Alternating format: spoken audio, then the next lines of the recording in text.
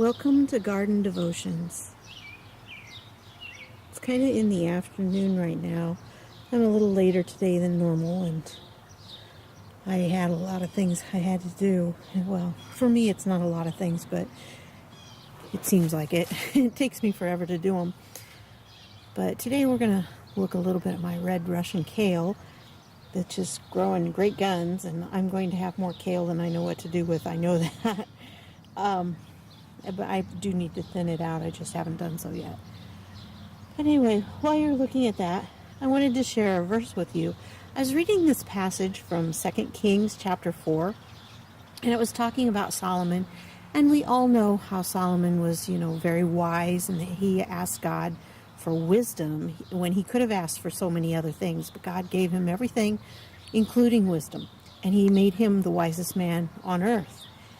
And in chapter 4, it talks about how all these people admired his wisdom and how he was so wise about different things. He also was not only wise, but he was knowledgeable because he knew a lot about different things. God gave him the knowledge about a lot of various things. So in 2 Kings 4:33, it says, he spoke about plant life, from the cedar of Lebanon to the hyssop that grows out of walls. He also spoke about animals and birds, reptiles and fish.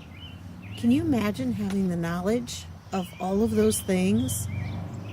I mean, he not only was wise, but he knew about all those different things about plants and about animals and birds and reptiles and fish. He knew about them.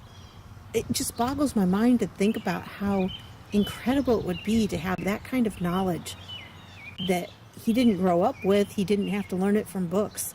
God just gave it to him.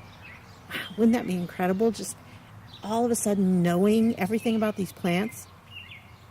My first year, I actually started out with 6 small containers, and there's a bug on my lens. Okay, well, you just saw one of the bugs in my garden. Anyway, that was interesting. But I started out with 6 containers, and when I'd plant a container, because I only planted 1 container a day, it took that much out of me, and I really was in a very bad chronic fatigue flare at that time, and that's all I could do. I had been given some medicine to help me have more energy, and it backfired, because that's kind of how things work with chronic fatigue. If you do something that requires energy, you spend an inordinate amount of time afterwards recovering. And that's what happened. For 2 months, I could think a little clearer, and I had a little more energy. And I was going to conferences, foreign language conferences, and selling some of my foreign language materials at the time. And I had 3 conferences that month, in 1 month, which was stupid of me. I don't know why I committed to doing that. But I made it to the conferences, okay, and shortly thereafter, my body just exploded almost. I mean, it was just, literally, I was in bed 18 hours a day for the next 2-3 weeks. I don't even hardly remember that year, that month. But then I got better, and it took a while. It took me about 1.5 years to recover from having those 2 months of that medicine. So we don't like doing that anymore.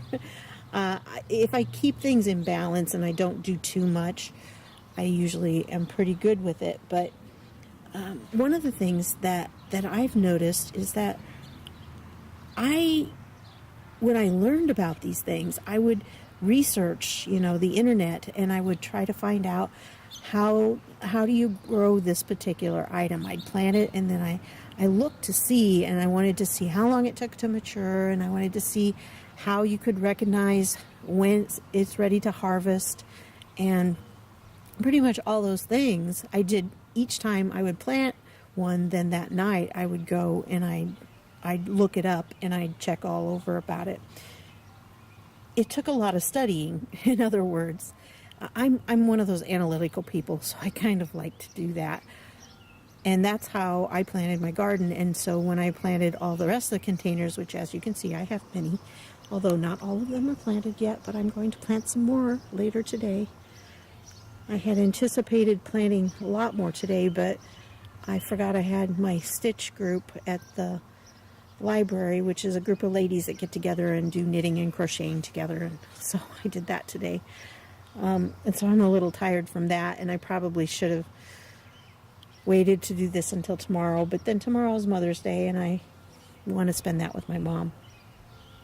So anyway, each of these plants, when I planted them, I looked up and I had to learn about them because, you know, there's such a variety in how plants grow and how long it takes them to, the seed to germinate, how long it takes for the plants to actually grow to harvest size. So I had to learn it the hard way. But here was Solomon. Just imagine, Solomon just knew. He had that knowledge. And God gave it to him. So, you know, as you go around, think about that. Spend some time thinking about Solomon today and consider what it would be like if you just knew everything about plants and animals and reptiles and fish, and you just knew it all without having to ever study or to learn it. Wouldn't that be fantastic? But remember, too, that the reason Solomon got that is because he was humble enough to ask God for wisdom. He didn't ask for riches. He didn't ask for power. He asked God for wisdom, and God gave it to him. So today, ask God for some wisdom. Maybe he'll give us a little insight into how these plants work, so we'll understand how to make them grow better. Thanks for stopping by. And if you like my content, please press the like button and then subscribe and share it with everybody. Thank you. Bye-bye.